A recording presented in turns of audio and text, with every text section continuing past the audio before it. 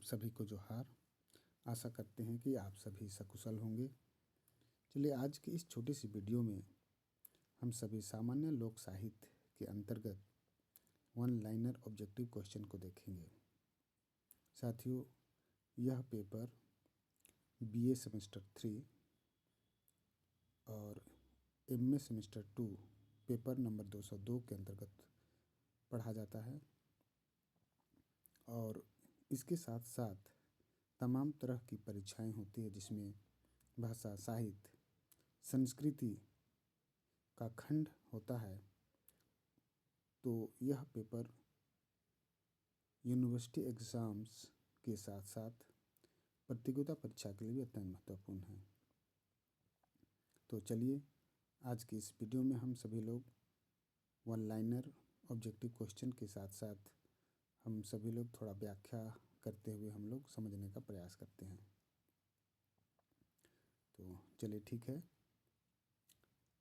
सबसे पहला क्वेश्चन का में है, मौखिक परंपरा पर आधारित साहित्य क्या कहलाती है ना। मौखिक परंपरा पर आधारित साहित्य क्या कहलाती है। तो जैसे कि हम जानते हैं कि साहित्य को हम दो भागों में बांट सकते हैं। पहला में शिष्ट साहित्य और दूसरा लोक साहित्य। शिष्ट साहित्य लिखित होता है जबकि लोक साहित्य अलिखित होता है। लोक साहित्य दो शब्दों से मिलकर बना है, लोक और साहित्य, जहाँ लोक का अर्थ जन, व्यक्ति या समुदाय होता है। यह साहित्य किसी व्यक्ति विशेष का प्रतिनिधित्व नहीं करता है। एक ऐसा साहित्य जो ग्रामीण परिवेश या कहें शहरी सभ्यता से दूर ग्रामीण परिवेश और प्रकृति में निवास करने वालों का होता है। इस साहित्य के अंतर्गत में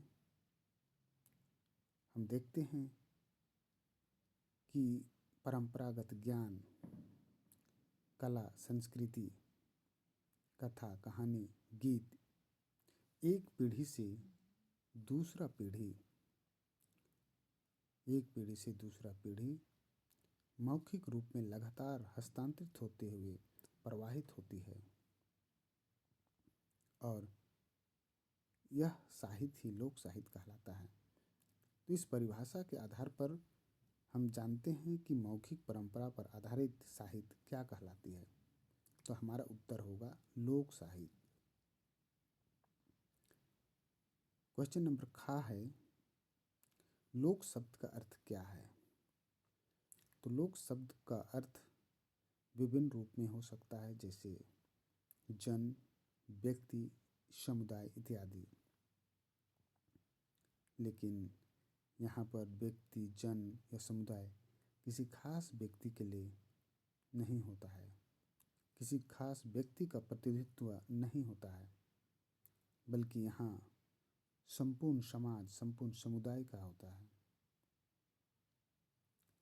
गा में है, लोक साहित्य विज्ञान किसकी रचना है।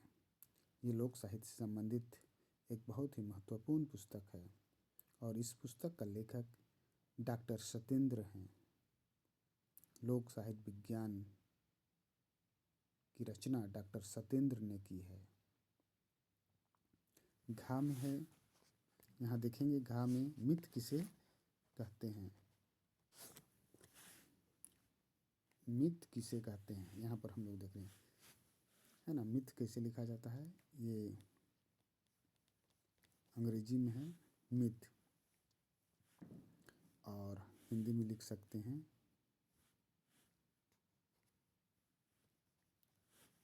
यहाँ पर देखेंगे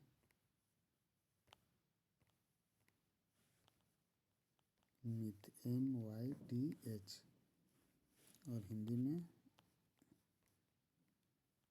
मिथ। ठीक है।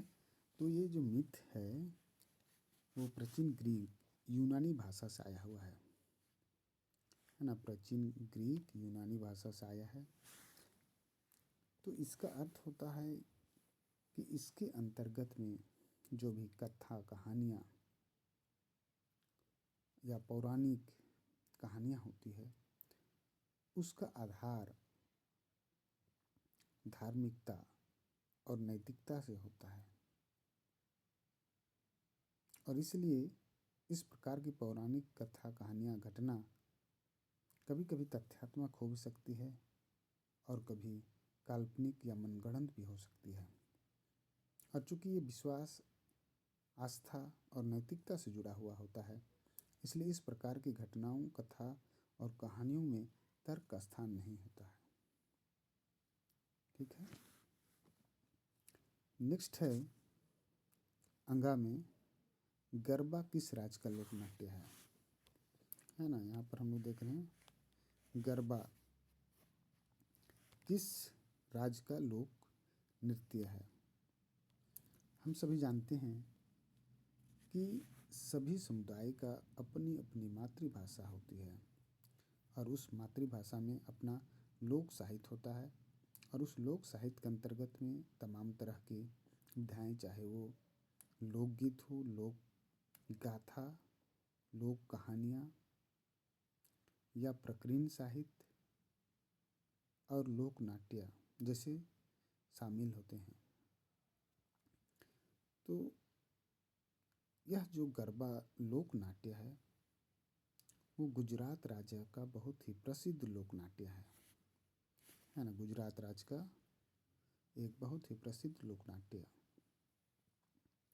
चा में रोपनी गीत किसके अंतर्गत आता है। हम जानते हैं कि बहुत प्रकार के जो लोकगीत हैं वो लोकगीत मौसम के आधार पर होते हैं, चाहे पर्व त्यौहार के आधार पर होते हैं, जिसको हम उससे संबंधित समय के आधार पर ही उसको हम गाते हैं। उसी प्रकार से रोपनी गीत यह कृषि कार्य से संबंधित है, यह श्रम आधारित गीत है ना। जब हम काम करते हैं, खेतों में काम करते हैं, रोपा रोपने का काम करते हैं, तब ऐसे समय में इस लोकगीत को गाया जाता है। छा पहेली में किसका भंडार है। पहेली में किसका भंडार है। क्योंकि पहेली में एक प्रकार का सवालों का समस्या होता है, जिसमें सवाल पूछना और बताना होता है। और इस लिहाज से जब भी दो लोगों के बीच में बातचीत होती है तो उस समस्या का हल करने के लिए, उस सवाल का जवाब देने के लिए मानसिक एक्सरसाइज होता है। और इससे बच्चों में ज्ञान की वृद्धि होती है, बुद्धि की वृद्धि होती है, तर्क शक्ति बढ़ती है और इसमें बहुत प्रकार का ज्ञान का भंडार छिपा हुआ है। और इसीलिए हम कहते हैं कि पहेली में किसका भंडार है। पहेली में ज्ञान का भंडार है, बुद्धि का भंडार है। नेक्स्ट है जा लोक गाथा को अंग्रेजी में क्या कहते हैं, है ना। तो लोक गाथा को अंग्रेजी में बैलेट कहते हैं, है ना। लोक गाथा को अंग्रेजी में बैलेट कहते हैं। और यह लोक गाथा में गद्य और पद्य दोनों विधा शामिल होती है, जिसको हम गा करके हम अपना कथा का विस्तार कर सकते हैं। ठीक है। झा में है मुहावरा पूर्ण वाक्य है या अपूर्ण वाक्य। तो हमारा उत्तर होगा मुहावरा अपूर्ण वाक्य है। मुहावरा एक अपूर्ण वाक्य है। अपने आप में ये पूर्ण नहीं होता है, क्योंकि जब भी हम किसी बात को कहना चाहते हैं तो उस बात को और अधिक प्रभावशाली बनाना हो, आकर्षक बनाना हो, रसमय बनाना हो, तो हम मुहावरा का प्रयोग करते हैं। और मुहावरा का प्रयोग करने से वह वाक्य और भी अधिक प्रभावशाली और आकर्षक हो जाता है, पहले से बहुत अधिक आकर्षक, प्रभावशाली और रसमय हो जाता है। उसकी शक्ति को बढ़ा देता है, वाक्य की शक्ति को बढ़ा देता है। और इसीलिए मुहावरा एक अपूर्ण वाक्य है। तो चलिए आज के लिए इतना ही, और आशा करते हैं कि आप सभी इससे ज़रूर लाभान्वित हो रहे हैं। और अगर आपको यह वीडियो अच्छा लगा तो ज़रूर से ज़रूर सब्सक्राइब कर दें, लाइक और कमेंट करें, और किसी प्रकार का प्रतिक्रिया देना हो, सुझाव देना हो तो आप दे सकते हैं। और अगर आपको यह वीडियो अच्छा लगा तो ज़रूर अपने साथियों को भी शेयर कर दें। धन्यवाद।